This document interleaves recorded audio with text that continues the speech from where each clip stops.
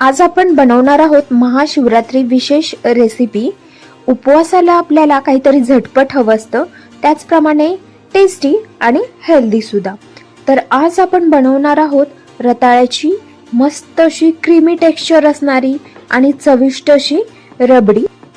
तर आता इथे आपण एक रताळू घेतलेला आहे, ते स्वच्छ धुवून घेतलेला आहे आणि त्याची आता आपण व्यवस्थित अशी साल काढून घेऊया। तर हे sweet potato highly nutritious fibre rich root vegetable आहे आणि सोर्स ऑफ विटॅमिन ए आणि सी आहे।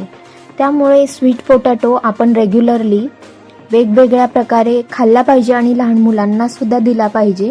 तर आज आपण याची एक छानशी रेसिपी करणार आहोत। तर इथे आपण स्वीट पोटॅटो व्यवस्थित कट करून घेतलेला आहे। एक चाळणी घेऊया आणि त्याच्यामध्ये हे कट केलेले स्वीट पोटॅटो ठेवून घेऊया आणि याला आता आपण अशा प्रकारे स्टीम करून सॉफ्ट असं शिजवून घेतलेलं आहे। इथे पहा, इथे व्यवस्थित सॉफ्ट असं झालेलं आहे। हे स्वीट पोटॅटो हा कधीही पाण्यामध्ये डायरेक्ट शिजवण्यापेक्षा अशा प्रकारे स्टीम करून घ्यावा। एका मिक्सर जार मध्ये हे शिजवलेले रताळू घेतले, त्यानंतर 4 भिजवलेले बदाम घेतले, 2 काजू घेतले, त्यानंतर 4 ते 5 पिस्ते घेतले। या रेसिपीसाठी आपण डेट क्राउनचे प्रीमियम ओरिजिनल टेस्टी आणि फ्रेश स्वीट असे ओरिजिनल खजूर वापरलेले आहेत। इथे आपण 4 ते 5 बिया काढून घेतलेले खजूर घेतले, त्यानंतर वाटलेली वेलची पूड आणि 4 ते 5 चमचे साखर घेतली।